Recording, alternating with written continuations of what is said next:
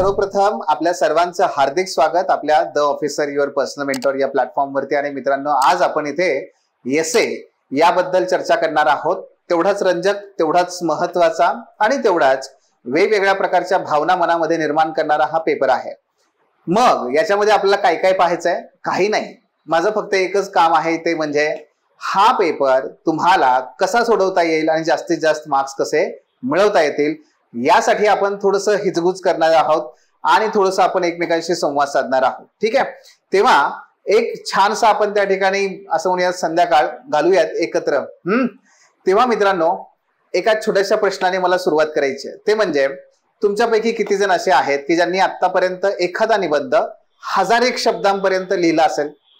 करा विचार आणि मला उत्तर द्या।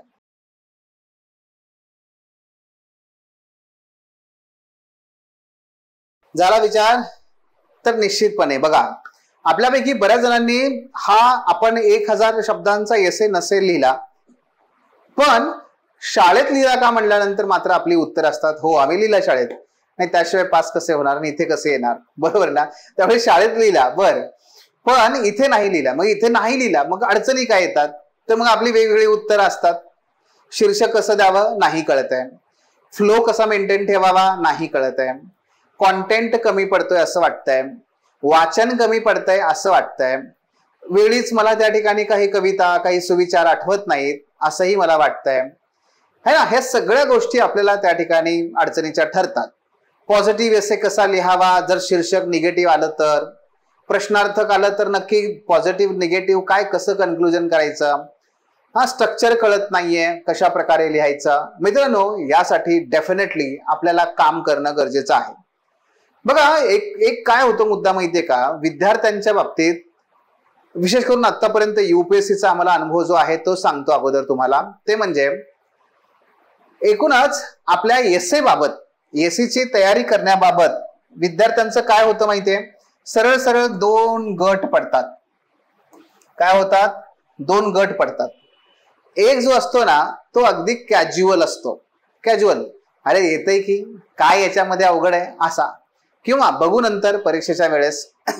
आणि दुसरा गट असतो तो प्रचंड घाबरणारा, की नाही मला जमतच नाहीये, लिहू कसा, एवढे 1200 शब्द आणायचे कुठून, काय करू, कशा पद्धतीने करू, हेच मला त्या ठिकाणी अडचणी असतात। या दोघांची 2 प्रकारची टोकांची उत्तर आहेत, एक नॉर्थ पोल आहे तर एक साऊथ पोल आहे। आणि ह्या 2 ध्रुवांची 2 टोकं, या दोघांनाही एसे मध्ये हवे तेवढे मार्क्स मिळत नाहीत मित्रांनो। पण आपल्याला जर यशस्वी व्हायचं असेल तर या कॉन्टेंट वरती, एसे वरती आपल्याला काम करावं लागेल, कॉन्टेंट नाही एसे वरती काम करावं लागेल। कारण लक्षात घ्या की एसेस हा असा पेपर आहे की जिथे तुम्हाला खूप चांगल्या प्रकारे गुण मिळू शकतात। आणि जे कोणी यूपीएससी मध्ये टॉपर्स आहेत हे सगळे एसे मध्ये खूप चांगले गुण मिळवलेले विद्यार्थी आहेत। आणि त्यामुळे त्याच्याकडे तुम्हाला ना नॉर्थ पोल ना साऊथ पोल, तुम्हाला मिडल मध्ये राहायचंय, सेंटरला राहायचंय, इक्वेटर वरती राहून धुआधार असा एसे लिहायला शिकायचं आहे, हे मात्र आपल्याला करायचंय। ठीक आहे, त्यामुळे लक्षात घ्या, एसे वरती काम करणं अगत्याचं आहे, गरजेचं आहे। एसे निबंध हा जेव्हा तुम्ही तयारी करायचं म्हणताना तेव्हा एकाच बरोबरीला, एकाच बाजूला ती कला पण आहे आणि दुसऱ्या बाजूला ते कौशल्यही आहे, ते कौशल्यही आहे। माहितीये ह्यातला कुठला चांगला सोपा पार्ट असतो? सोपा पार्ट आहे तो म्हणजे कौशल्य। कला जी असते ना ती, त्यासाठी ऍटिट्यूड आणि ऍप्टिट्यूड याच्यावरती काम करावं लागतं, ते फार डिफिकल्ट असतं। पण होतं काय की कला कदाचित उपजत असू शकते, एखाद्याला आवड असणं नसणं वगैरे वगैरे वगैरे, पण कौशल्य ही सहज विकसित करता येतात, तुम्ही ते करू शकता। यू कॅन, हे नेहमी वाक्य लक्षात ठेवा, यू कॅन।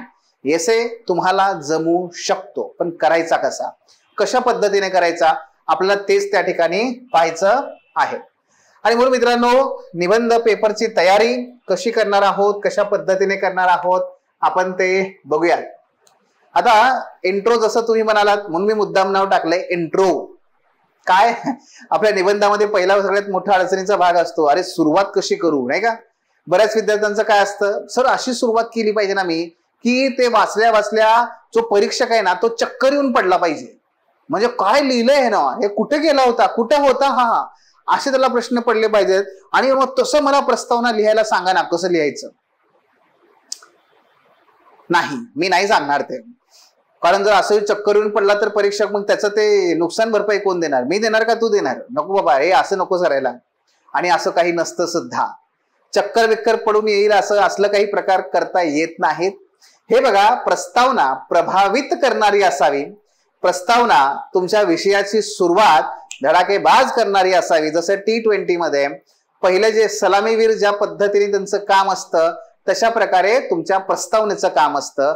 पण मित्रांनो, ते पोहोचून आपण त्याच्यापर्यंत नका टेन्शन घेऊ, ते आपल्याला करायचंच आहे. पण जो मी सांगितली पहिली कॅटेगरी नॉर्थ पोलची, यांच्यापासून लांब राहा. आणि तुम्ही त्या कॅटेगरीत असाल तर बाहेर पडा. निबंध सोपं आहे, जमतंय, काय करायचं नाही, प्रयत्न करावे लागतात. हे कसं आहे बघा, निबंध लिहिणं म्हणजे येथे येरा गबाळ्याचं काम नव्हे. काय म्हणतात तुकाराम महाराज, येरा गबाळ्याचं काम नव्हे, येथे पाहिजे जातीचा. इथे जात म्हणजे काही असं विशिष्ट जात नाही. जातीचा म्हणजे इथं काय की त्या सर्टन क्वालिटी डेव्हलप केलेला पाहिजे. म्हणून हे येरा गबाळ्याचं काम नाहीये, हे लक्षात ठेवा. येसे हा तसा आहे. भाऊ, काम करावं लागेल भाऊ, दररोज प्रयत्न करावे लागतील. तर डेफिनेटली तुम्ही निवडणूक जिंकणार, तुम्ही सरपंच बनणार. समजतंय, हे होणारच आहे. पण वाईस दम धरा, कळ काढा. वाईस दम धरा, कळ काढा. UPSC असो किंवा आता आपली MPSC असो, विंगिंग इट चालत नाही. विंगिंग इट म्हणजे काय असतं, एक टर्म आहे, एक अशीच एक टर्म आहे. विंगिंग इट म्हणजे कसं ते असतं ना, तसं ते उच्छृंखल. आता हे पण अजून एक वेगळंच आहे. आता उच्छृंखल म्हणजे काय हे कळणार नाही. असो, मी तुम्हाला थोडंसं मधलं सांगतो. ते म्हणजे काय, ते असतं बघा पाणी, खळखळ खळखळ खळखळ वाहणारं पाणी. त्या खळखळ वाहणाऱ्या पाण्याला आवाज चांगला येतो, वाटतं भारी, अरे हा काय खळखळ पाणी वाहते, पण त्याला खोली काहीच नसते. आपला एसे तसा असून चालत नाही. विंगिंग इट म्हणजे काय की नुसतं खळखळ खळखळ वाचणारं वरवरचं असा एसे असून चालत नाही. तो खोली असावी लागते, त्याला तेवढीच खोली असायला पाहिजे. तर आणि तरच आपल्याला काय होतं, मार्क्स मिळतात. आणि एसेच्या बाबत माहितीये काय प्रॉब्लेम असतो, एसेचा तळ गाठता येत नाही. तळ गाठता येत नाही. ऑप्शनलचा तळ सापडतो, GS मध्ये सुद्धा पॉलिटी तळ सापडतो. म्हणजे काय हो, कुठेतरी जाऊन थांबायचं असतं. एसे मध्ये तो तळच सापडत नाही. तुम्ही जेवढं खोल जाल तेवढं तुम्ही अजून खोलात जाणार आहात. डॉक्टर बाबासाहेब आंबेडकरांचं महासागराने ज्ञान आणि यांची एक फार उपमा चांगली आहे. डॉक्टर बाबासाहेब आंबेडकर असं म्हणायचंय की, कारण बघा बाबासाहेबांचं शिक्षण, त्यांचं पुस्तकांचं वाचन, त्याच्यावरचं प्रेम आणि त्यांच्या लायब्ररीज अमाप, अजोड, अद्वितीय, नाही शब्दच नाहीये त्याला, अशा प्रकारचं होतं की नाही. तरी सुद्धा एवढा अभ्यास करून सुद्धा ते बनायचे काही माहितीये, अरे मी कुठला अभ्यास करतोय, मी कुठला काही प्रकांड पंडित नाही. ज्ञानाच्या महासागरामध्ये अजून माझे फक्त तळवेच ओले झालेत. काय तळवेच ओले झालेले आहेत. कदाचित माझ्या शेवटच्या श्वासापर्यंत, घोट्यापर्यंत माझ्या ज्ञानाच्या त्या महासागरात मी जाईन, त्याच्या पलीकडे नाही. आता जर ते म्हणतात एवढा अभ्यास करून त्यांचे फक्त तळवे ओले झालेले आहेत, मग आपण कुठे, आपण एंट्री केली नाही अजून आतमध्ये, हाच प्रश्न आपल्याला पडला पाहिजे. बरोबर आहे की नाही. म्हणजेच काय की एसेचा तळ लागत नाही. मुद्दा कळतोय तुम्हाला. या पद्धतीने आपल्याला अगोदर याच्याकडे पाहावं लागेल. पण मित्रांनो थांबा, आपल्याला अजून बरंच काही बोलायचंय, बरंच काही त्या ठिकाणी अभ्यास करायचा आहे. एक मुद्दा लक्षात येतोय का तुमच्या, ते म्हणजे निबंध हा गेम चेंजर आहे. दुर्लक्ष करू नका. निबंधाचा पेपर कसा आहे माहितीये का,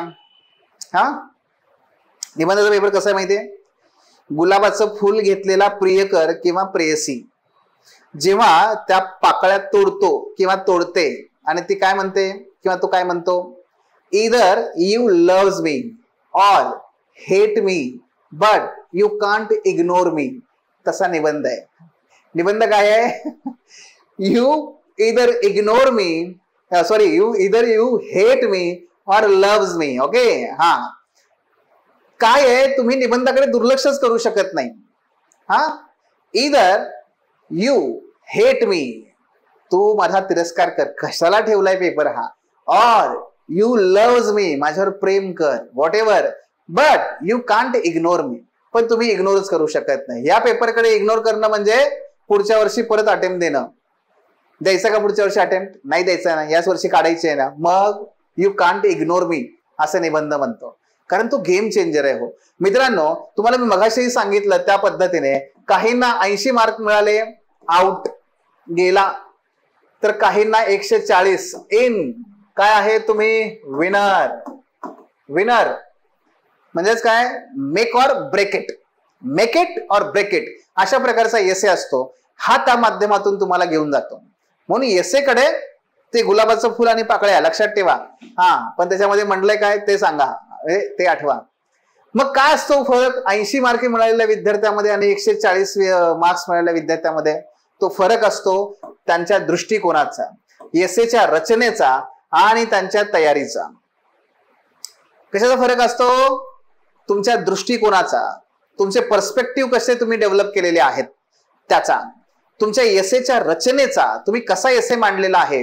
हेडिंग तर सेम सगळ्यांना वाचायला मिळालं, प्रश्न तर सेम सगळ्यांना वाचायला मिळतो, पण त्याचं जे मधलं आहे, जे हेडिंग आहे, हेडिंगच्या पुढचे जे तुम्ही मांडणी करता ती कशी करता, आणि याच्यापेक्षाही अधिक महत्वाचा आहे तुमच्या तयारीचा, तुम्ही तयारी कशी करता. याच्यावरती तुम्ही विनर आहात का तुम्ही त्या ठिकाणी पुन्हा अटेम्प्ट द्यावा लागणार आहे, हे डिपेंड होतं, ठरतं. आणि म्हणून एसे हा गेम चेंजर आहे. याच्याकडे कुठल्याही पद्धतीने आपण दुर्लक्ष करायचं नाहीये. सुरुवात करण्यापूर्वी बेसिक अगोदर काही चुका त्या ठिकाणी सांगतो. युपीएससीला बेसिकली काय होतं, एसे हे फिलॉसॉफिकल येतात. एसे फिलॉसॉफिकल येतात म्हणून बरेच जण काय करतात, पठ्ठे बापूराव म्हणा, त्यांना काही हरकत नाही. हे जे आहेत ना ते फक्त तत्वज्ञान आणि फक्त तत्वज्ञान ओतण्याचा प्रयत्न करतात. जसं काही ओशोचं तुम्ही युट्यूब वरती प्रवचन ऐकताय, ओशोचं प्रवचन ऐकण्यासाठी तुमचा परीक्षक बसलेला नाहीये की तुम्ही त्याला अगदी आता डायरेक्ट अंतरात्म्याचा आवाज ऐकू देणार आहात आणि डायरेक्ट तो त्या ठिकाणी सगळं ते संन्यास घेऊन तो आता हातात कमंडलू घेऊन हिमालयाला निघून गेला पाहिजे परीक्षक माझा, अशा प्रकारे एसे लिहायचा नाहीये. तत्वज्ञानाचा जरी एसे आला आणि जरी लिहायचा असेल तर पहिली बघा, लक्षात घ्या, तुम्ही तत्वज्ञानावरच्या एसे मध्ये ते लिहायचंय, पण नुसतं तत्वज्ञान पाजळायचं नाहीये, पहिलं. दुसरं, आणि याच्या अगदी उलट एक टोक असतं, काय माहितीये, एसे हा म्हणजे जीएसचा सगळा कॉन्टेंट त्या ठिकाणी हा लिहायला लागतोय. जीएसचं डम्पिंग नो. मी पहिल्यांदा विद्यार्थ्यांना सांगत असतो, एसे म्हणजे जीएस नव्हे मित्रांनो, एसे म्हणजे जीएस नाहीये, हे लक्षात घ्या. म्हणजे ते असं नाही हो, हिला काढली आणि काय ते हिला लपवली आणि तिला दाखवली, आणि लग्नामध्ये तिला काढली आणि हिला लपवली, असा प्रकार नाहीये एसे मध्ये की अरे जीएस दाखवला, अभ्यास केला आणि एसे मध्ये लिहिला, म्हणजे मग मार्क्स मिळाले आणि मग लग्न पण झालं मग सगळं नाही. इथे तसं नाहीये. त्यामुळे जिला मंडपात उभा करायचंय तिला दाखवा. आयुष्याचा प्रश्न असतो कसा, लग्नामध्ये पण आणि आपल्या परीक्षेमध्ये पण. कळतोय ना मुद्दा? म्हणून काय आहे, जीएस प्रमाणे एसे लिहायचा नाहीये. जीएस प्रमाणे ना तसं हेडिंग, ना जीएस प्रमाणे कॉन्टेंट, ना जीएस प्रमाणे वाक्यरचना, जीएस प्रमाणे बिलकुल नाही. विसरून जा, विसरून जा, भूल जाओ. विसरलं? विसरलं, चला जादू. आणि तिसरं स्ट्रक्चर. स्ट्रक्चर पाहिजे आपल्या एसेला, एक निश्चित स्ट्रक्चर पाहिजे. मित्रांनो, जेव्हा त्याने तो वाचायला घेतला ना, वाचायला घेतल्यानंतर पासून पहिल्या पॅराग्राफ पासून त्याला कळलं पाहिजे की या विद्यार्थ्याला माहितीये काय लिहायचंय आणि याला हेही माहितीये मला कुठे घेऊन जायचंय, म्हणजे परीक्षकाला कुठे घेऊन जायचंय, आणि याने अगदी व्यवस्थितपणे मला सगळं जग भ्रमण करून या ठिकाणी आणून ठेवलंय. ही रचना, तो फ्लो, ती दिशा, ते इनोव्हेशन, ते कन्स्ट्रक्टिव्हनेस, हे सगळं तुमच्या एसे मध्ये असायला पाहिजे. हे महत्वाचं आहे. जर रचना नसेल तुम्ही 80 वरती आहात, रचना असेल, स्ट्रक्चर असेल तर तुम्ही 140 पर्यंत आहात. हे नेहमी लक्षात ठेवा. आणि हेही लक्षात ठेवा की जर आपण या सगळ्या गोष्टी केल्या तर परीक्षक वैतागतो आणि परीक्षक वैतागला की तो आपल्याला वैताग आणतो पुढचा अटेम्प्टला बोलावून. त्यामुळे परीक्षक वैतागला नाही पाहिजे. परीक्षक कसा त्याच्या चेहऱ्यावरती सुंदरशी छोटीशी स्माईल आली पाहिजे. ते पॉन्ड्सची डबी असते बघा, ती गुगली मुगली मुश, हा अगदी खदा खदा हसायचं पण नाहीये, पण ते गुगली मुगली मुश सारखं छोट्याशा अशा गुदगुल्या झाल्या पाहिजेत. वा काय लिहिलंय, अरे वा काही खमंग आहे, वा छान आहे, हे त्याच्या मनातून आलं ना बस तो हात मोकळा सोडतो. 140 तुमच्या अकाउंटमध्ये जमा. कळलं? या पद्धतीने करायचंय. परीक्षकाला वैतागणारा एसे लिहायचंय का? बिलकुल नाही. मग करायचं कसं कसं आहे, काय काय करायचंय, काय करायचंय, आपण ते थोडस आता समजून घेऊया. ब्रॉडर लेवलला मी फक्त 3 कॅटेगरी याच्या केलेल्या आहेत. एक म्हणजे काय बघा, निबंधाचे 3 प्रकार. काही तत्वज्ञानात्मक आहेत ना, कसं तत्वज्ञानात्मक, काही सामाजिक आणि राजकीय आहेत, तर काही चालू घडामोडीशी संबंधित असतात. Basic 3 category. तत्वज्ञानात्मक जे असतील ते कसे असतील, तुमचे कोटेशन बेस असतील, त्याच्यामध्ये एखादा सुविचार देतील, सुभाषित देतील आणि तुम्हाला ते लिहायला लावतील. हा, त्यात तत्वज्ञान हे बेसिकली फार जास्त हे असतं, दडलेलं असतं. जसं काय की honesty is the best virtue, आहे की नाही? Honesty is the best virtue म्हणजेच काय, प्रामाणिकपणा हा सर्वोत्तम सद्गुण आहे. हा असा एक असेल आणि हे अशा प्रकारचे तुम्हाला येतील, फार डिफिकल्ट नाही येणार असं. ओके, तर तसं त्या पद्धतीने. किंवा ते you cannot step twice in a same river. तुम्ही त्याच नदीमध्ये 2दा पाऊल टाकू शकत नाही, पाणी वाहून गेलं असतं ना. हा, म्हणून तुम्ही त्याच नदीमध्ये 2दा पाऊल नाही टाकू शकत. आता हा जो एसे आहे हा कसा फिलॉसॉफिकल आहे. काय फिलॉसॉफिकल आहे. याच्यामध्ये काय होतं मग आपल्याला, तर थोडस तत्वज्ञानात्मक भर येतो, पण सगळं तत्वज्ञान पाजळायचं नाही. आपला पहिला नियम लक्षात ठेवायचा. दुसरा तो म्हणजे सामाजिक आणि राजकीय. सामाजिक राजकीय, काही त्याच्यामध्ये आर्थिक, असं तुम्ही त्यात समाविष्ट करू शकता. इथे अडचण कुठे येते माहितीये, सामाजिक राजकीय या एसे मध्ये मुलं निवडतात, पण त्यामध्ये सगळा फक्त जीएसचं डम्पिंग करून येतात. म्हणजे काय, ते सकाळी डंपर असतं बघा, त्या सगळ्या शहराचा कचरा गोळा करून ते जातं आणि मग ते जाऊन काय करतं, तिकडे ते डंप करून येतं. त्याला काय म्हणतात, डम्पिंग. म्हणजेच काय, नुसता जीएसचा कचरा घेतलाय आणि टाकलाय त्या एसे मध्ये, खचखचून भरून टाकलाय त्याच्यामध्ये. अरे पण ते नाक धरून पळायला लागला की परीक्षक, उलट्या करायला लागला तो. हा, असं करून चालणार नाहीये. सामाजिक, आर्थिक, राजकीय एसे असतात. त्यामध्ये कसं, फॉर एक्झाम्पल महात्मा ज्योतिबा फुले यांचं कोट आहे बघा, शिक्षणाविना मती गेली, मती विना, आहे की नाही, ते नाही विद्येविना मती गेली, मती विना.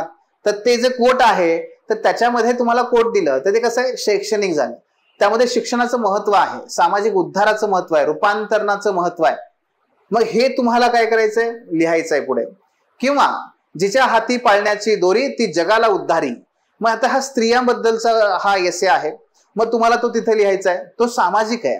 येतं लक्षात तुमच्या, तो सामाजिक आहे. किंवा एखादा आर्थिक असेल, मग आर्थिक मध्ये कसं, सध्या आता ट्रम्प आहेत बघा, ते चालू घडामोडीमध्ये सांगतो. समजा आर्थिक मध्ये एखादा घ्या, हा, फॉर एक्झाम्पल लिबरलायझेशन, ग्लोबलायझेशन, हा, एलपीजी. मग लिबरलायझेशन, प्रायव्हेटायझेशन, ग्लोबलायझेशन. तर खाजगीकरण, उदारीकरण आणि जागतिकीकरण. फायदे तोटे किंवा फायदे आव्हाने. आता हा जो विषय आहे तो कसा आहे, तो आर्थिक आहे, तो तर धोरणात्मक आहे. पण म्हणून सगळं मी त्या ठिकाणी इकॉनॉमिक्स लिहायचं का, मग तो एसे कशाला. उदाहरण आठवून लक्षात ठेवायचं. हा, काय जिला मांडवात उभा करायचंय ती दाखवायची, हा हे करायचं, लक्षात घ्या. त्यामुळे काय, एसे विचारलाय ना, एसच लिहायचा, जीएस नाही लिहायचा. हा, हे करायचंय, ह्याच्यामध्ये ते टाळायचं. त्यानंतर काही राजकीय असू शकतात, जसं की संघराज्यवाद. याच्यावर प्रश्न येऊन गेलाय, त्यांनी विचारलाय की भारतीय संघराज्यवाद, आव्हाने आणि कृती. मग आता याच्यामध्ये काय होतं, आपल्याला संघराज्यवादावरती सगळं लिहित जायचंय. हा, हे सगळं आपल्याला करावं लागेल. आता पुढे काही चालू घडामोडींवर आधारित असा काही एसे असतात. मग सध्या भाषेचा प्रश्न फार उग्र आहे आणि सतत भाषा ह्या आपल्या अवतीभोवती असतात. म्हणजे कधी आपल्या मराठीला अभिजात दर्जा मिळाला म्हणून आहे, कधी मराठी महाराष्ट्रामध्ये हिंदी सक्तीची केली गेली आहे म्हणून असेल, कधी हिंदी भाषिक व्यक्तींवरती मारहाण केली जाते, कधी हिंदी भाषिकांकडून मराठी माणसं आम्हाला नको आहेत असं बोललं जात आहे. कधी कर्नाटकामध्ये कन्नाडिका आणि महाराष्ट्रीयन लोकांचा भाषेवरून वाद आहे. म्हणजे भाषा आपल्या अवतीभोवती सतत असते, नाही का. आताच मान्य सर्वोच्च न्यायालयाने सांगितलं की अरे उर्दू भाषा, अहो ही तर भारतीय भाषा आहे, हिला कुठे तुम्ही मुस्लिम आणि ह्याला कुठे तुम्ही अरबस्तान वगैरे म्हणायला लागला, पाकिस्तान म्हणायला लागला. कोण म्हणलं? अरे उर्दू आपली आहे, उर्दू आपली भाषा आहे, ही इथली आपल्या आपल्या मातीतली भाषा आहे ती. मग हे जे भाषेचं समजा हे सगळं आलं तर याच्यावरती एखादा चालू घडामोडीच्या आधारावरती भाषे संदर्भात तुम्हाला एसे विचारला जाऊ शकतो, जाऊ शकतो की नाही, हे त्या पद्धतीने. मग ते असं असू शकतं की काय, माझ्या मराठीचे कौतुके आहे ना, असं काहीतरी ते. मग त्या पद्धतीने मराठीची कौतुके, हा. मग हा असा एखादा आला. किंवा अभिजात भाषेचा दर्जा मिळाला, पुढे काय. समजा असा मला एसे विचारला, हे फारच मी साधे सोपे विचारतोय, थोडीशी आणखी डिफिकल्टी लेवल वाढूयात पुढे, पण हे तुम्हाला कळावं म्हणून मी त्या सगळ्यांना सांगतोय. अभिजात भाषेचा दर्जा मिळाला, पुढे काय येते लक्षात. भाषा वाचली तर संस्कृती वाचेल. चला लिहा याच्यावर एसे काय म्हणतायत ते, भाषा वाचली तर संस्कृती वाचेल. किंवा याच्यावरती असाही येऊ शकतो, भाषा संस्कृतीची खिडकी. म्हणजे काय, ज्याला भाषा आली, एखादी समजा मी चीनी भाषा शिकून घेतली तर चीनी सभ्यता, चीनी संस्कृती ते सगळं समजून घेण्यासाठी मला एक प्रवेशद्वार मिळालंय, मला एक खिडकी मिळाली, मी तिथून जाऊ शकतो आणि तिथे विहार करू शकतो. कळलं ना. हे तशा प्रकारे आहे. किंवा ट्रम्प यांचं उदाहरण घ्या, त्याच्यामध्ये काय होऊ शकतं की आता सध्या तात्या जे आहेत आपले, नाही ट्रम्प तात्या जे आहेत ते आपलं जसं त्यांना वाटेल त्या पद्धतीने सगळं चाललंय. पण ह्या सगळ्यामुळे होतंय काय, जागतिकीकरणाच्या अगदी विरोधी प्रवाह निर्माण झालाय. तो म्हणजे काय, संरक्षणवाद. संरक्षणवाद. मग याच्यावरती आपल्याला एसे एखादा विचारला जाऊ शकतो आर्थिक स्वरूपामध्ये. तो कसा असू शकतो, असा फॉर एक्झाम्पल, जागतिकीकरण विरुद्ध संरक्षणवाद. मग याच्यावरती लिहा, अगदी ओपन एंडेड आहे ते लिहू शकाल. किंवा अगदी संरक्षणवादाच्या काळातील भारतीय अर्थव्यवस्थेसमोरील आव्हाने. किंवा अगदी त्याच्या पलीकडे समजा संरक्षणवादाचा मानवी विकासावरील परिणाम. म्हणजे या पद्धतीने ते होऊ शकतं का, तर होऊ शकतं. What ever. करंट अफेअर्स मध्ये क्लायमेट चेंज आहे, करंट अफेअर्स मध्ये धार्मिक आणि जातीय दंगली आहेत, करंट अफेअर्स मध्ये वेगवेगळ्या प्रकारे धर्माचा वापर करून, जातीय वापर करून आरक्षण आणि ह्यासारखे मुद्दे आहेत. तुम्हाला हे काही येऊ शकतं डेफिनेटली. म्हणून या ठिकाणी तिसरी कॅटेगरी आहे चालू घडामोडीवर आधारित, दुसरी आहे सामाजिक व राजकीय, पहिली आहे तत्वज्ञान प्रधान. यासारखे एसे आपल्याला येऊ शकतात. गेटिंग. या प्रकारे 3 भागात हे विभागणी होते आणि ऑप्शन तुम्हाला बरेच आहेत ना रे. सेक्शन ए मध्ये 4 आहेत. किती, सेक्शन ए मध्ये तुम्हाला 4 एसे आहेत आणि परत सेक्शन बी मध्ये परत तुम्हाला 4 एसे आहेत. कुठलाही एकच निवडायचं आहे, कुठलाही एकच तुम्हाला लिहायचं आहे. ऑप्शन बरेच आहेत. त्यामुळे जनरली मी याच्यामध्ये तुम्हाला मी स्ट्रॅटेजी सांगतो की त्यामुळे काय होतं, विद्यार्थ्यांना मी हेच नेहमी सांगतो की तुम्ही तुमचा जो कम्फर्ट झोन आहे ना तो थोडासा शोधण्याचा प्रयत्न करा. की तुम्ही तत्वज्ञानामध्ये तुम्हाला लिहायला जमेल का, चालू घडामोडीवरचं लिहिणं तुम्हाला जमेल का, सामाजिक व राजकीय. तुमचा कम्फर्ट झोन शोधा. तुम्ही तो शोधला ना तर मग आपल्याला पुढे जो कंटेंट गोळा करायचा आहे तो कंटेंट तुम्हाला मग त्याच्यामध्ये अधिक गोळा करता येईल. की समजा फॉर एक्झाम्पल मला तत्वज्ञानात्मक चांगले जमतात, मला आवडतं, तर मी काय करेन, आणखी तत्वज्ञानात्मक काही विचारवंत वाचेन, काही पुस्तकं वाचेन, त्याबद्दलचं मी काही ऑडिओ व्हिडिओ पाहेन, त्यातून मला तो कॉन्टेंट गोळा करता येऊ शकतो. समजतंय. मग मी ते करत जाईन. त्यामुळे होईल काय, मला आणखी छान पद्धतीने आत्मविश्वास वाढेल. मी ह्या दोघांचा करणार नाही असं नाही, मी करेन, पण प्राधान्य माझं असेल याला. म्हणून आपला कम्फर्ट झोन शोधा आणि त्यानुसार कंटेंट गोळा करायला लगेच सुरुवात करा. हे आपण त्याच्यामध्ये करू शकतो. आता होतं काय की आपण निबंध लिहायचा कसा, याचा जो फॉर्म्युला आहे तो काही फार वेगळा असा नाहीये. पण तो फॉर्म्युला सांगण्याच्या अगोदर मी तुम्हाला एक आणखी मुद्दा सांगतो. निबंधाची तयारी जी आहे मित्रांनो, काय निबंधाची तयारी जी आहे ती एखाद्या इतिहास भूगोल या विषयासारखी नाहीये. पारंपरिक पद्धतीने तयारी याची करायची नाहीये आणि ती होणार पण नाही. म्हणजे कशी हो, म्हणजे सर मी 15 दिवस देतो एसए साठी, मग माझा एसए वरती कमांड येईल का? हा काही गोळ्यांचा कोर्स आहे तुझा? सर 10 दिवसाच्या गोळ्या खाल्ल्या की मी बरा होईल?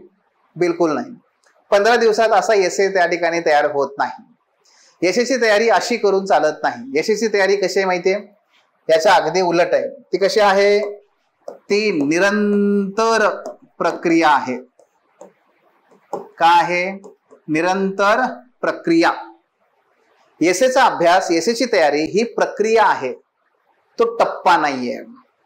इतिहास, भूगोल, राज्यशास्त्र यासारख्या विषयांचा अभ्यास टप्प्यामध्ये करता येतो.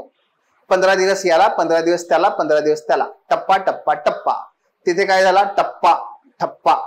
ते चालतंय. इथं तसं नाहीये. It's a continuous process.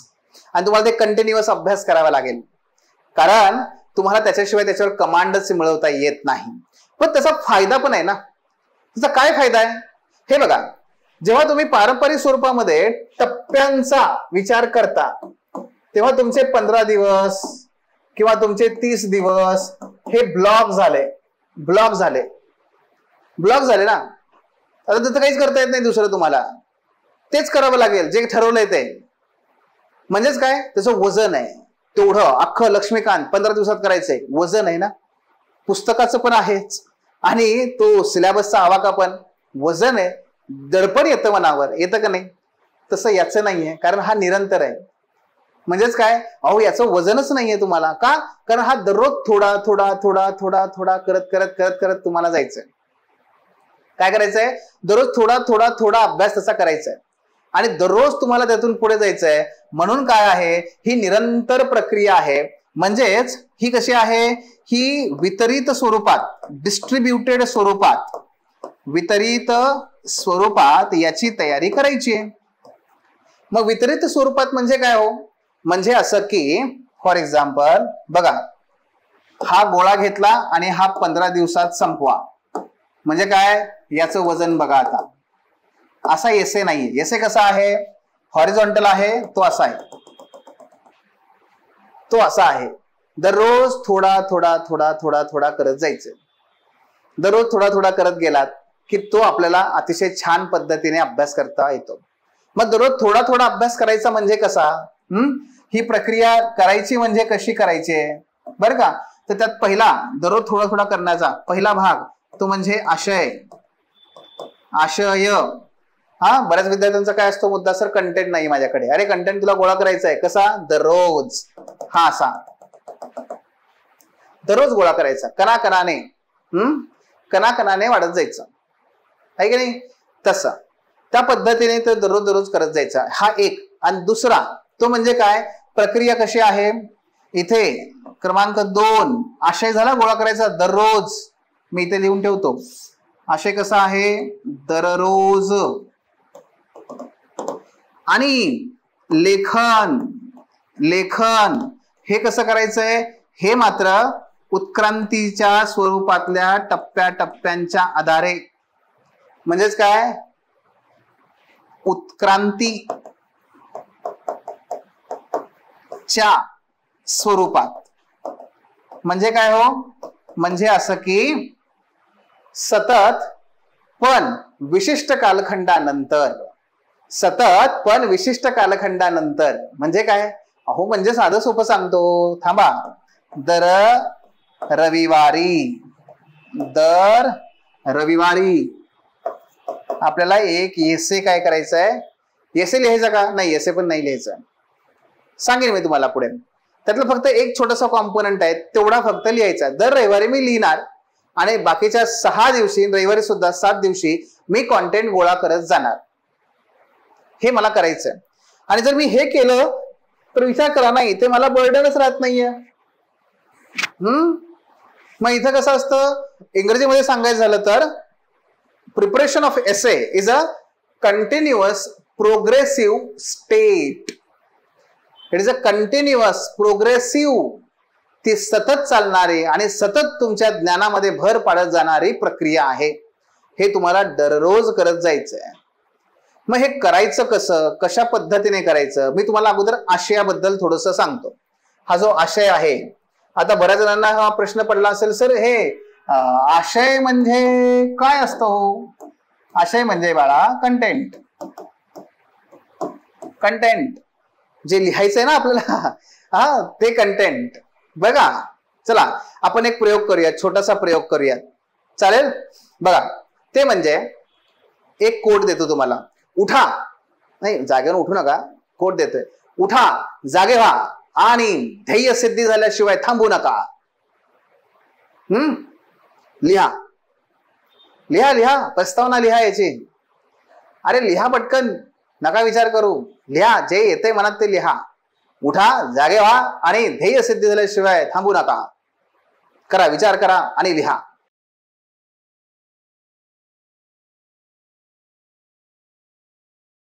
झाला विचार? हा बघा, निश्चितपणे आपण काय घेतला विषयाचा, निबंधाचा विषय, की उठा, जागे व्हा आणि ध्येय सिद्धी झाल्याशिवाय थांबू नका.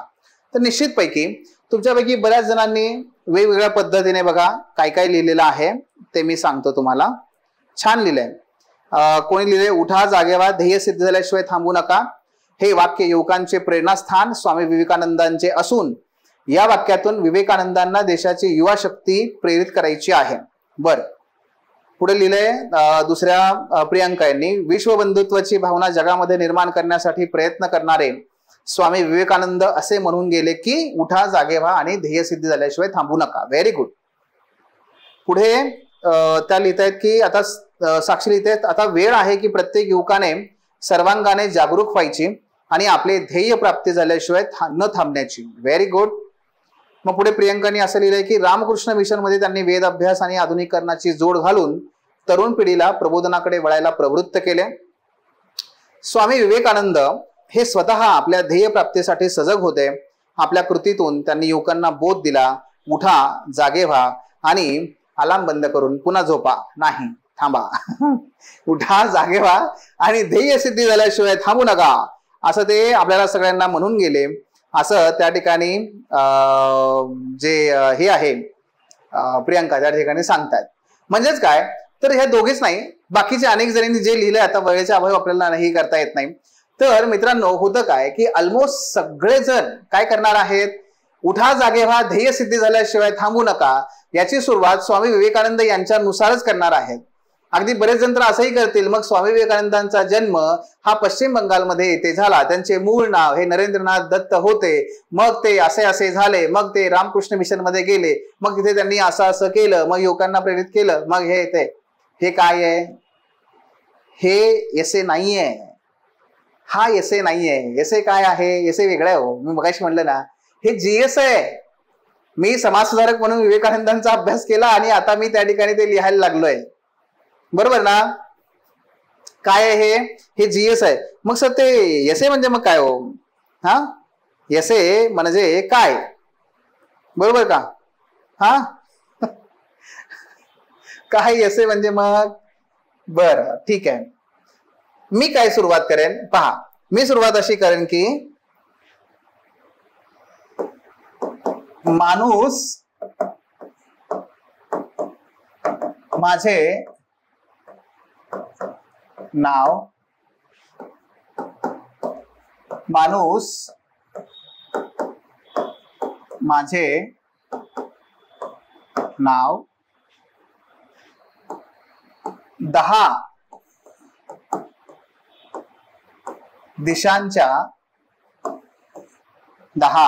दिशांच्या रिंगणात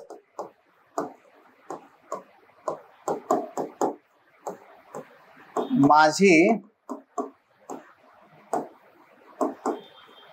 धाव. बिंदू मात्र मी, क्षुद्र खरोखर, बिंदू मात्र मी क्षुद्र खरोखर, परी जिंकले सातही सागर, dot dot dot dot dot dot dot. हा, मी याने सुरुवात करेन आणि मग खालती मी इथं लिहीन. हे झालं माझं, या ठिकाणी माझा पॅराग्राफ सुरू होईल आणि इथं मी लिहीन काय, वरील ओळी ज्या महामानवाने लिहिलेल्या आहेत ते त्यांनी स्वतःच्या सरंजामशाही वातावरणातील बालपणाला सोडून, त्यांनी स्वतःच्या सरंजामशाही वातावरणातील बालपणाला मागे सोडून स्वतःच्या ध्येय सिद्धीकरिता आयुष्यभर ज्या अश्रूंची झाली फुले म्हणत काट्याकुट्यावरच्या रस्त्यांवर चालत धगधगत्या आशा आणि अपेक्षांना जिवंत ठेवत महारोग्यांमध्ये माणूस पाहिला आणि या माणसांच्या हातून ज्यांनी आनंदवन फुलवलं ते बाबा आमटे मला आठवतात. जेव्हा मी वाचतो, उठा, जागे व्हा आणि ध्येय सिद्धी झाल्याशिवाय थांबू नका. समजतंय का मी काय केलं? मी काही नाही. मी जे वाक्य तुम्ही किंवा आपण जे म्हटलं ना आता, उठा, जागे व्हा आणि ध्येय सिद्धी झाल्याशिवाय थांबू नका, मी त्याचं ऍप्लिकेशन आणि मी त्याचं एका वेगळ्या पद्धतीने त्या ठिकाणी प्रस्तावना तुम्हाला करून दिली. That's finish. दुसरं काहीच नाहीये. फरक कळतोय का? काय आहे, कशा पद्धतीने आहे? काय समजलं? बोला, काय समजलं यातून?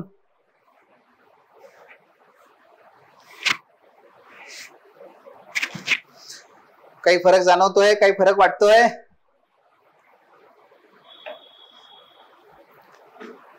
काही कळलं का? हा, काय केलं आपण जे ते वाक्य कोणाचं आहे हे सगळ्यांना माहितीये, त्यांनी का म्हटलं हेही सगळ्यांना माहितीये. पण मला ते जीएस मध्ये विचारलं नाही ना. मी काही हिस्ट्रीमध्ये समाज सुधारक म्हणून लिहित नाहीये. मी राष्ट्रवादाच्या संदर्भात मी ते लिहित नाहीये. हे तो विचार होतोय, समजतंय? आणि मग आपल्याला हे या ठिकाणी बदल करायचा आहे. म्हणून मी म्हणलं मगाशी, जीएस म्हणजे एसे नाही, एसे म्हणजे जीएस नाही. एसे हा एसे आहे, जीएस हा जीएस आहे. जी मांडवत उभा करायची आहे तीच दाखवायची आहे, हे नेहमी लक्षात ठेवा. आणि म्हणून आपल्याला एसेला एसीच्या पद्धतीने ट्रीट करायचंय मित्रांनो. बाकी सब आता आहे. मग आता तुम्हाला प्रश्न पडला असेल, पण सर हे कसं आणायचं, कुठून कसं गोळा करायचं? हे सांगितलं की कसं आहे, कणाकणाने दररोज वाढ होणार आहे आपली. कणाकणाने आपला आशय दररोज वाढत जाणार आहे. कणाकणाने आपलं लेखन कौशल्य विकसित होत जाणार आहे. कणाकणाने प्रोसेसवर लक्षात ठेवा, प्रोसेसवर भर द्या मित्रांनो. प्रोसेस आणि प्रोसेस या पद्धतीने होणार आहे.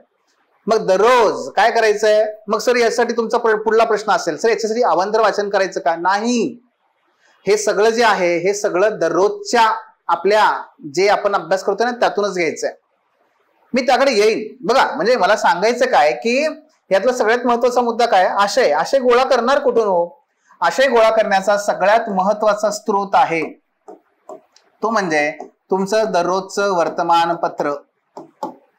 तुमचं दररोजचं वर्तमानपत्र हे तुमचा सगळ्यात चांगला आशय आहे. हा सगळ्यात चांगला तुमचा काय आहे? आशय आहे. हा, वर्तमानपत्र. त्यातून दररोज तुम्हाला कोटेशन मिळतात, दररोज तुम्हाला काहीतरी व्यंग सापडतं, काही विनोद सापडतात. एक अशी न्यूज असते की अरे काय चाललंय हे असंही वाटायला लागतं, पण तेच आपला आशय असतो. तो दररोजचा न्यूजपेपर, दॅट्स इट. पण त्यातून जीएस सारख्या नोट्स काढायच्या नाहीत. आता कळलं ना तुम्हाला? हा, ते त्यातलं नाही काढायचं. आता वेगळ्या पद्धतीने जायचं. समजतंय? पहिला मुद्दा. दुसरा जो सगळ्यात महत्वाचा आहे तो म्हणजे काय हो? तुमचं निरीक्षण. हा स्त्रोत आहे. हा स्त्रोत आहे? हो, हा स्त्रोतच आहे. पण हा स्त्रोत आहे? हो, हा स्त्रोतच आहे. निरीक्षण. म्हणजे काय, निरीक्षणाच्या माध्यमातून तुम्हाला जे असतं ना ते बघा, ते राजहंसाची दृष्टी असते, दूध का दूध और पाणी का पाणी. हा म्हणजेच काय, त्याला नीरक्षीर वृत्ती म्हणतात. म्हणजे काय, अहो पाण्यातलं दूध तो वेगळा करतो, नुसतं दूध वेगळं करून ते पाणी नाही, पाणी कसं पिणार, थांबा गडबडलं.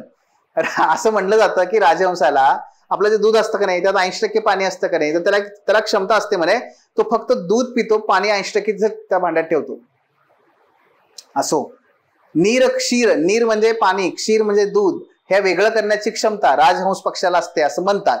तशी क्षमता तुमच्यात विकसित झाली पाहिजे. हे कंटेंट जो युजलेस आहे वापरून सोडून द्यायचा, जो महत्वाचा आहे तो वापरायचा आहे, तो गोळा करायचा आहे दररोज. निरीक्षण, मग कुठे बसमध्ये चाललाय निरीक्षण, कुठे एखाद्या समारंभात गेलाय निरीक्षण, कुठे एखादा कार्यक्रम पाहिला निरीक्षण.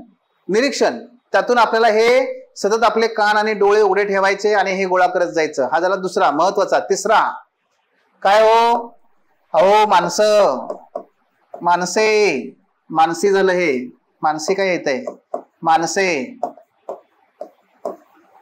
आहेत का नाही तुमच्या अवतीभोवती, माणसं आहेत ना, तुमच्या हॉस्टेलवरची तुमची मैत्रीण, किंवा तुमच्या अभ्यासकेतला तुमचा मित्र, नाही मैत्रीणच ठीक आहे, किंवा सगळ्यात चांगलं कोण असतं माहितीये का, आजी आणि आजोबा. जर आजोबा असतील, आजी असतील, हयात असतील, तर निश्चितपणे तुम्ही भाग्यवंत आहात. बोला, त्यांच्याशी बोला आणि त्यांना हळूच काय करायचं, थोडंसं जरा उकसवायचं. मग सांगायला लागतात त्यांच्या कर्तबगाऱ्या आणि त्यांनी केलेले जे काही अनेक पराक्रम आणि आजोबांचे उद्योग. अहो ते काय आहे, ते अनेक्डोट आहेत, प्रसंग आहेत. असा एखादा प्रसंग तुम्हाला सापडेल बघा, अगदी हसून हसून ते लोटपोट व्हाल. लिहायचंय आपल्याला निबंधात. तुमची आई, तुमचे वडील, त्यांनी सुद्धा आयुष्यात जगलेत ना, काही ना काहीतरी अनुभवलेलं असतं. एखादा असा छानसा प्रसंग त्यांच्या आयुष्यातला, दुसऱ्यांच्या आयुष्यातला घडलेला एखादा किस्सा सांगू शकतात ते डेफिनेटली. एखादी तुमचे धार्मिक असतील काही, तर त्यांना एखादी कथा सापडते, त्यांच्याकडे कथा असतील त्या सांगतील. गावाकडल्या बायकांना म्हणी फार येतात, मकरंदानास पुरे, बरोबर ना, ते तसं आहे. त्यामुळे ते काय आहे, शेळीने उंटाच्या डॅश डॅशचा मुका घेण्याचा प्रयत्न करणे, असा त्याचे एक म्हण आहे बघा. ह्या म्हणी असतील. माणसं, मी काय म्हणलं तुम्हाला, मी बर्डन कुठे टाकणार नाहीये, हे माणसं. निरीक्षण, यातून तुमचा सगळा कॉन्टेंट सगळा डेव्हलप होत जातो. आणि थोडस काही आपण जर विचार केला चौथा, तर तो काय आहे, ते म्हणजे काही महत्वाचे युट्यूब चॅनल्स. वेगवेगळ्या प्रकारे बरीच लोक खूप छान पद्धतीने बोलतात, त्यांच्या गप्पा ऐकायला मिळतात, विषयावर वेगवेगळ्या प्रकारे खूप छानपणे ती मतं मांडतात, त्या क्षेत्रातली ती तज्ज्ञ असतात. वाचा, ऐका, बोला, पहा, समजून घ्या आणि शेअर करा. दुसऱ्यांना सांगा, सांगितलं की ते लक्षात राहतं. त्यामुळे हे सुद्धा तुम्ही करू शकता. बस झालं, याच्या पलीकडे तुम्हाला काहीही करायचं नाहीये आशय गोळा करण्यासाठी. That's it, getting. आता पुढचा जो मुद्दा येतो तो म्हणजे काय हो, तो म्हणजे लेखनाचा. लेखन, जर लेखनाचा विचार कराल, एक आणखी एक राहिला याच्यामध्ये, तुम्हाला सांगतो. काही तुम्हाला जर कविता आणि तुम्हाला जर काही छानसे प्रसंग पाहिजे असतील ना, तर बालभारतीची काही पुस्तकं आहेत बघा मराठीची. त्या बालभारतीच्या पुस्तकातून तुम्ही वाचू नका, छानसे खमंग असे छानसे प्रसंग त्या ठिकाणी शोधा, काही कविता शोधा आणि ते आपल्या निबंधामध्ये वापरण्याचा प्रयत्न करा. पण सगळ्या बालभारती वाचत बसू नका, निवडक तुम्हाला जसं वाटतंय तसं. मग आलं लेखन. मी तुम्हाला म्हटलं ना, लेखन कसं करायचं, हे बाईट्स मध्ये करायचं. बाईट्स म्हणजे काय, आपण अख्खं जेवण जे असतं, जेवण ते असं करतो का, ताटात इकडे भाकरी ठेवली आहे अख्खी, भात ठेवलाय, भाजी ठेवली आहे, असे ते सगळं आपण ताटात एकत्र टाकतो आणि एकदमच असं गट्टम करून टाकतो. असं करतो का आपण? डायरेक्ट प्लेट करून गट्टम केली, असं केलं का कधी? करता का? नाही करत ना. मग काय करता? घास मोडतो, आहे की नाही? भाकरी, भाजी, लोणचं, घास तयार करतो, घास खातो आपण, खातो की नाही? तशा पद्धतीने एसेचं लेखन करायचं आहे. अगदी त्या पद्धतीने एसेचं लेखन करायचं आहे मित्रांनो. म्हणजे काय, बाईट्स मध्ये. बाईट्स कुठल्या बाईट्स? लव बाईट्स नाही, बाईट्स कुठल्या तर छोट्या छोट्या. म्हणजे काय हो, पहिल्यांदा ब्रेन स्टॉर्मिंग वरती काम करा. ब्रेन स्टॉर्मिंग वरती एक रविवार घालवा. मग पुन्हा काय करा, इंट्रोडक्शन, त्याच्यावरती एक रविवार घालवा, आहे की नाही? फक्त त्याच्यावरती काम करायचं, फक्त एकावर काम करायचं. मग एका दिवशी मेन बॉडीवरती काम करा. म्हणजे निबंध लेखनातले जे आहेत ना, त्याला असं बाईट्स मध्ये डिवाइड करा. आणि एकेका अंगावरती काम करा आणि डेफिनेटली तुम्हाला त्यातून यश मिळून जाईल. गेटिंग? So that's it. ते तुम्हाला करायचंय लेखनाच्या बाबतीमध्ये.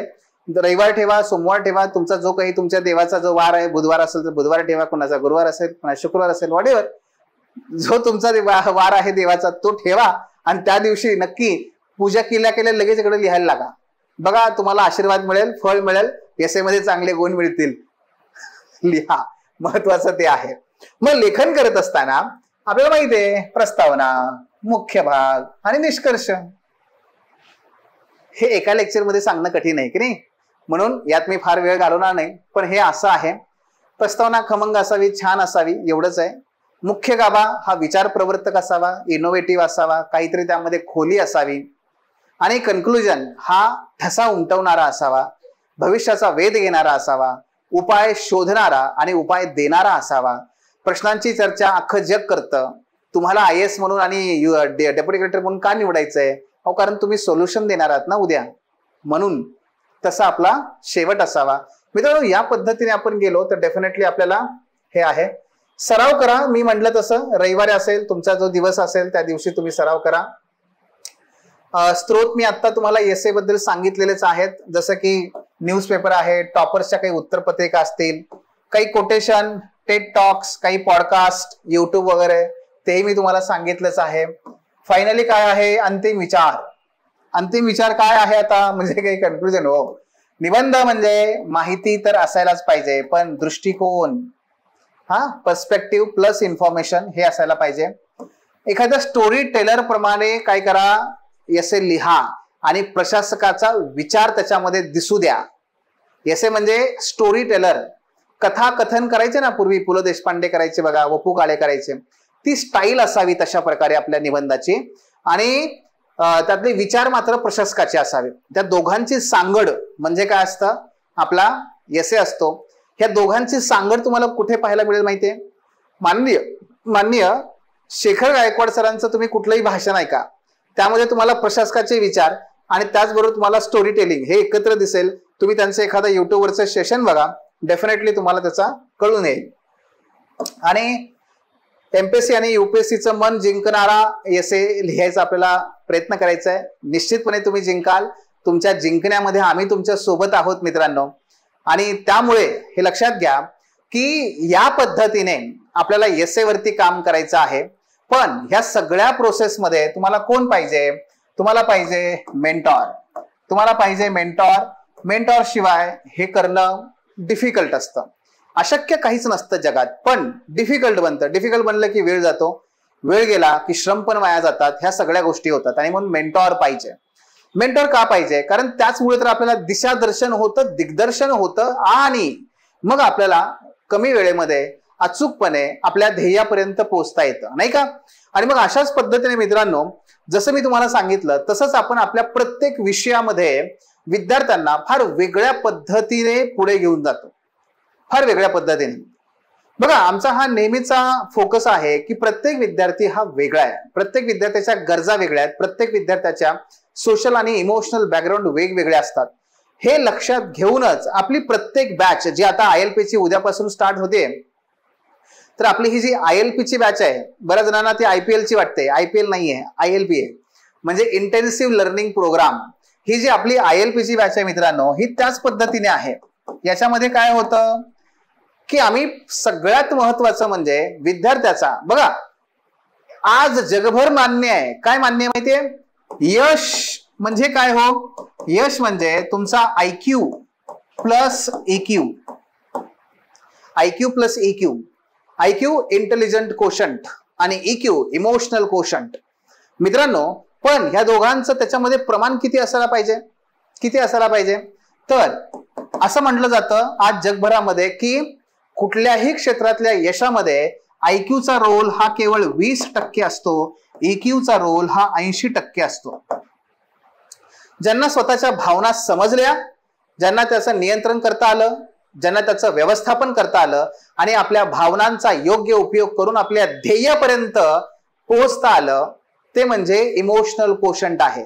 आणि जगातले सर्वात मोठे नेते, सर्वात मोठे प्रशासक, सर्वाधिक यशस्वी उद्योजक, ह्या सगळ्यांचा EQ हा खूप हायर असतो. या पद्धतीने आपण सुद्धा आपल्या विद्यार्थ्यांवरती आपल्या ILPच्या माध्यमातून इथे काम करतो. आपला पारंपरिक दृष्टिकोन नाहीये हे लक्षात घ्या. पारंपरिक दृष्टिकोन असता तर काय झालं असतं, मी तुम्हाला काय म्हणलं असतं, हा रविवारी काय करा, एक फुल लेंथ एसे लिहा. मी म्हटलं का तुम्हाला? तसं नाही म्हटलं. आपण काय म्हटलं, बाईट साईज मध्ये एसेची तयारी. अशाच प्रकारचा अनुभव तुम्हाला हिस्ट्रीमध्ये, जॉग्रफीमध्ये, पॉलिटीमध्ये, हिस्ट्री अशा सगळ्या विषयामध्ये येणार आहे. आणि याच वेगवेगळ्या पद्धतीने, नाविन्यपूर्ण पद्धतीने, परीक्षेची गरज ओळखून आपण आपल्या ह्या ILPच्या बॅचची रचना केलेली आहे, ज्याला अनेक विद्यार्थ्यांचा खूप चांगला प्रतिसाद आहे. आणि याचं सगळ्यात महत्वाचं वैशिष्ट्य काय, आपण फक्त 25 विद्यार्थ्यांना बॅचमध्ये घेतो. 25 विद्यार्थ्यांना बॅचमध्ये घेतो. जनरली बॅच सुरू होईपर्यंतच अर्ध्या सीट्स भरलेल्या असतात. अर्ध्या सीट्स फक्त पुढे आणखी 2 ते 3 दिवसामध्ये कव्हर होतात. का? कारण वैयक्तिक लक्ष देणं त्याच्याशिवाय शक्य होत नाही. आणि म्हणूनच EQ वरती आपल्याला काम करायचं असतं. आणि हे कधी होतं, जेव्हा विद्यार्थ्याशी संवाद साधला जातो सतत, तेव्हाच तर विद्यार्थ्याचं नक्की काय भावविश्व आहे हे कळू शकतं ना शिक्षकाला. आणि आता काय कळणार आहे, जर 1 to many मध्ये हे बसले माझ्या समोर 200, मी कुणाचं भावविश्व त्या ठिकाणी मला कळणार आहे? मला नाहीच कळू शकत.